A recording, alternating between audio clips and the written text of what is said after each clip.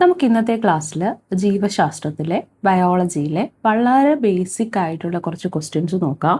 Company board LGS പരീക്ഷയ്ക്കും 10th level preliminary പരീക്ഷയ്ക്കും തയ്യാറെടുക്കുന്ന കുട്ടികൾക്കും ആദ്യമായിട്ട് PSC പഠിച്ചു തുടങ്ങുന്ന കുട്ടികൾക്കും വളരെ ഉപകാരപ്പെടുന്ന ഒരു ക്ലാസ്സാണിത്. അപ്പോൾ എന്താണ്, സമയം കളയാതെ നമുക്ക് ക്ലാസ്സിലേക്ക് കടക്കാം. ആദ്യത്തെ ചോദ്യം ഇതാണ്: നട്ടെല്ലുള്ള ജീവികളിൽ കാണപ്പെടുന്ന അസ്ഥികൂടം ഏതാണ്? ചോദ്യം എന്താണ്? നട്ടെല്ലുള്ള ജീവികളില്ലേ, നട്ടെല്ലുള്ള ജീവികളിൽ കാണപ്പെടുന്ന അസ്ഥികൂടം ഏതാണ്? അത് ആന്തരിക അസ്ഥികൂടമാണ് അല്ലേ? ഏതാണ്? ആന്തരിക അസ്ഥികൂടമാണ് നട്ടെല്ലുള്ള ജീവികളിൽ കാണപ്പെടുന്ന അസ്ഥികൂടം. അപ്പം എന്താണ് നട്ടെല്ലുള്ള ജീവികളിൽ കാണപ്പെടുന്ന അസ്ഥികൂടം ഏതാണ്? അത് ആന്തരിക അസ്ഥികൂടമാണ്. ക്ലിയർ ആയല്ലോ? നട്ടെല്ലില്ലാത്ത ജീവികളിൽ കാണപ്പെടുന്ന അസ്ഥികൂടം ഏതാണ്? നട്ടെല്ലില്ലാത്ത ജീവികളിൽ കാണപ്പെടുന്നത് ബാഹ്യാസ്ഥികൂടമാണ്. അപ്പോൾ നട്ടെല്ലുള്ള ജീവികളിൽ ആന്തരിക അസ്ഥികൂടവും നട്ടെല്ലില്ലാത്ത ജീവികളിൽ ബാഹ്യ അസ്ഥികൂടവുമാണ് കാണപ്പെടുന്നത്. ക്ലിയർ ആയല്ലോ? ക്ലിയർ ആയല്ലോ? മനുഷ്യരിൽ കാണപ്പെടുന്ന ബാഹ്യ അസ്ഥികൂടത്തിൻ്റെ ഭാഗങ്ങൾ ഏതെല്ലാമാണ്? മനുഷ്യരിൽ ബാഹ്യാസ്ഥികൂടത്തിൻ്റെ ഭാഗമായിട്ട് കാണപ്പെടുന്നതാണ് നഖവും മുടിയും. ഏതൊക്കെയാണ്? നഖവും മുടിയുമാണ് മനുഷ്യരിൽ ബാഹ്യാസ്ഥികൂടത്തിൻ്റെ ഭാഗമായിട്ട് കാണുന്നത്. ഹൃദയത്തിൻ്റെ സങ്കോച വികാസങ്ങളുടെ ഫലമായി ഉണ്ടാകുന്ന തരംഗചലനം ധമനി ഭിത്തിയിലുടനീളം അനുഭവപ്പെടുന്നത് എങ്ങനെയാണ് അറിയപ്പെടുന്നത്? നമ്മൾ പൾസ് നോക്കുക, പൾസ് എന്നൊക്കെ പറയാറില്ലേ? എന്താണ് ഈ പൾസ് എന്ന് പറയുന്നത്? അത് ഹൃദയത്തിൻ്റെ സങ്കോച വികാസങ്ങളുടെ ഫലമായിട്ടുണ്ടാകുന്ന തരംഗചലനമില്ലേ, അത് ധമനി ഭിത്തിയിലുടനീളം അനുഭവപ്പെടുന്നതിനെയാണ് നമ്മൾ ഈ പൾസ് എന്ന് പറയുന്നത്.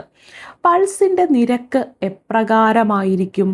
ഹൃദയമിടിപ്പിൻ്റെ നിരക്ക് എന്ന് പറയുന്നത് മിനിറ്റിൽ 72 അപ്പം എന്താണ് പൾസിൻ്റെ നിരക്ക് എപ്രകാരമാണെന്ന് ചോദിച്ചാൽ അത് ഹൃദയമിടിപ്പിൻ്റെ നിരക്കാണ്. അത് മിനിറ്റിൽ 72. മിനിറ്റിൽ 72. നമ്മളൊക്കെ ഈ ചെറുപ്പകാലം തൊട്ട് എന്താണ് ഒരാൾ ആദ്യമായിട്ട് സ്വയം നമ്മളൊരു ഡോക്ടറാണ് എന്നൊക്കെ പറഞ്ഞിട്ട് നമുക്ക് തോന്നുന്ന ചെറുപ്പത്തിൽ കാണിക്കുന്ന ഒരു കാര്യം എന്താ? നമ്മൾ ഏറ്റവും കൂടുതൽ പൾസ് നോക്കുക ചെയ്യുന്നതല്ലേ. നമുക്ക് ചെറുപ്പത്തിൽ മിക്കവരുടെ ആഗ്രഹം ഡോക്ടർ ആവണം എന്നൊക്കെ ആയിരിക്കും. ആ സമയത്ത് നമ്മൾ ആദ്യമായിട്ട് പഠിക്കുന്നതും അല്ലെങ്കിൽ നമ്മൾ ഇമിറ്റേറ്റ് ചെയ്യാൻ നോക്കുന്നതും ഒക്കെ പൾസ് നിരക്ക് നോക്കുന്നതാണല്ലേ. അപ്പോൾ ഹൃദയമിടിപ്പിൻ്റെ നിരക്കാണ് മിനിറ്റിൽ 72. ഓരോ തവണ ഹൃദയം സങ്കോചിക്കുമ്പോഴും ഏകദേശം എത്ര അളവ് രക്തം ധമനികളിലേക്ക് പമ്പ് ചെയ്യും? ഓരോ തവണ നമ്മുടെ ഹൃദയം സങ്കോചിക്കുമ്പോഴും എന്താണ്? ഏകദേശം 70 ml രക്തമാണ് ധമനികളിലേക്ക് പമ്പ് ചെയ്യുന്നത്. ഓരോ തവണ ഹൃദയം സങ്കോചിക്കുമ്പോഴും ഏകദേശം 70 ml രക്തമാണ് ധമനികളിലേക്ക് പമ്പ് ചെയ്യുന്നത്. അപ്പോൾ നട്ടെല്ലുള്ള ജീവികളിൽ കാണപ്പെടുന്ന അസ്ഥികൂടം ആന്തരിക അസ്ഥികൂടമാണ്. നട്ടെല്ലില്ലാത്ത ജീവികളിൽ കാണപ്പെടുന്ന അസ്ഥികൂടം ബാഹ്യാസ്ഥികൂടവും. മനുഷ്യരിൽ കാണപ്പെടുന്ന ഈ ബാഹ്യാസ്ഥികൂടത്തിൻ്റെ ഭാഗങ്ങൾ നഖവും മുടിയുമാണ്. ഹൃദയത്തിൻ്റെ സങ്കോച വികാസങ്ങളുടെ ഫലമായിട്ടുണ്ടാകുന്ന തരംഗചലനം ധമനി ഭിത്തിയിലുടനീളം അനുഭവപ്പെടുന്നത് പൾസ് എന്നാണ്. പൾസ് നിരക്ക് എത്രയാണ്? ഹൃദയമിടിപ്പിൻ്റെ നിരക്ക് മിനിറ്റിൽ 72. അതുപോലെ തന്നെ ഓരോ തവണ ഹൃദയം സങ്കോചിക്കുമ്പോഴും ഏകദേശം 70 ml രക്തം ധമനികളിലേക്ക് പമ്പ് ചെയ്യപ്പെടും. അടുത്ത ചോദ്യം എന്താണ്? പമ്പ് ചെയ്യപ്പെടുന്ന അധിക രക്തം ധമനികളിൽ ഏൽപ്പിക്കുന്ന മർദ്ദം എപ്രകാരമാണ് അറിയപ്പെടുന്നത്? ഇങ്ങനെ പമ്പ് ചെയ്യപ്പെടുന്ന അധിക രക്തമില്ലേ, അത് ധമനികളിൽ ഏൽപ്പിക്കുന്ന ഒരു മർദ്ദമുണ്ട്. അതറിയപ്പെടുന്നതാണ് സിസ്റ്റോളിക് പ്രഷർ. എന്താണ്? സിസ്റ്റോളിക് പ്രഷർ എന്നാണ് അതറിയപ്പെടുന്നത്. സിസ്റ്റോളിക് പ്രഷർ സാധാരണയായിട്ട് എത്രയാണ്? സിസ്റ്റോളിക് പ്രഷർ 120 mmHg ആണ്. സിസ്റ്റോളിക് പ്രഷർ സാധാരണയായിട്ട് എത്രയാണ്? 120 mmHg ആണ്. ഹൃദയം പൂർണ്ണമായിട്ടും വികസിച്ച് രക്തം പ്രവേശിക്കുമ്പോൾ ധമനികളിൽ അനുഭവപ്പെടുന്ന ഒരു കുറഞ്ഞ മർദ്ദമില്ലേ, അതാണ് ഈ ഡയസ്റ്റോളിക് പ്രഷർ എന്ന് പറയുന്നത്. ഇത് നിങ്ങൾക്ക് കൃത്യമായിട്ട് മനസ്സിലാവും. നമ്മൾ മനുഷ്യനിലെ അഭിലഷണീയമായിട്ടുള്ള രക്തസമ്മർദ്ദ നിരക്ക് നോക്കുമ്പോൾ അത് 120/80 mmHg ആണ്. 120/80 mmHg ആണ്. ഇവിടെ സിസ്റ്റോളിക് പ്രഷർ എത്രയാണെന്ന് ചോദിച്ചാൽ 120 ആണ്. ഡയസ്റ്റോളിക് പ്രഷർ എത്രയാണെന്ന് ചോദിച്ചാൽ 80 എന്താണ് ഈ സിസ്റ്റോളിക് പ്രഷർ എന്ന് പറയുന്നത്? പമ്പ് ചെയ്യുന്ന അധിക രക്തം ധമനികളിൽ ഏൽപ്പിക്കുന്ന ഒരു മർദ്ദമില്ലേ, അതാണ് systolic pressure. Systolic pressure 120 mmHg ആണ്.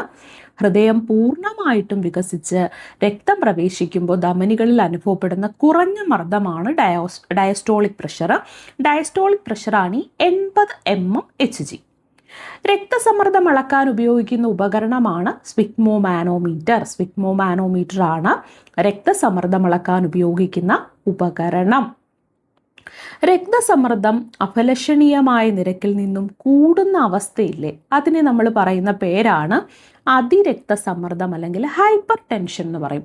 ആൾക്ക് ഹൈപ്പർ ടെൻഷനാണ് എന്ന് പറയുന്നതിൻ്റെ അർത്ഥം എന്താണ്? രക്തസമ്മർദ്ദം ഈ അഭിലഷണീയമായ നിരക്കിൽ നിന്നും കൂടുന്നൊരവസ്ഥയുണ്ട്. അതിനെയാണ് നമ്മൾ എന്തെന്ന് പറയുന്നത്?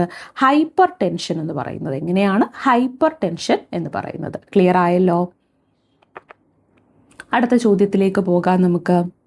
ഉപ്പ്, കൊഴുപ്പ് എന്നിവയുടെ അമിത ഉപയോഗം, അതുപോലെ തന്നെ പുകവലി, വ്യായാമക്കുറവ് തുടങ്ങിയ അനാരോഗ്യകരമായിട്ടുള്ള ശീലങ്ങൾ ഏത് രോഗാവസ്ഥയ്ക്കാണ് കാരണമാകുന്നത്?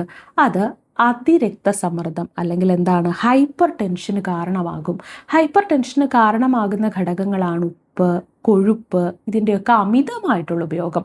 ഇവ ഉപയോഗിക്കാതിരിക്കണം എന്നതിനർത്ഥമില്ല, ഉപയോഗിക്കുന്നത് കൊണ്ട് വരുന്നു അല്ല, അമിത ഉപയോഗമാണ് എന്തിൻ്റെ? ഉപ്പിൻ്റെയും കൊഴുപ്പിൻ്റെയും.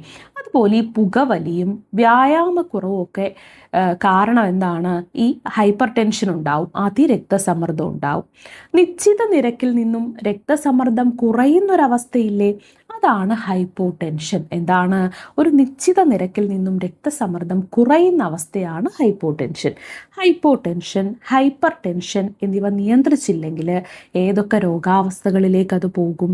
പക്ഷാഘാതം, അതായത് സ്ട്രോക്ക്, അതുപോലെ ഹൃദയാഘാതം, ഇതിലോട്ടൊക്കെ പോകാൻ കാരണമാകും. ഈ ഹൈപ്പോ ടെൻഷനും ഹൈപ്പർ ടെൻഷനും നിയന്ത്രിച്ചില്ലെങ്കിൽ അത് പക്ഷാഘാതം, അതായത് സ്ട്രോക്കിലേക്കും ഹൃദയാഘാതത്തിലേക്കും ഒക്കെ പോകാനുള്ള സാധ്യത വളരെ കൂടുതലാണ്.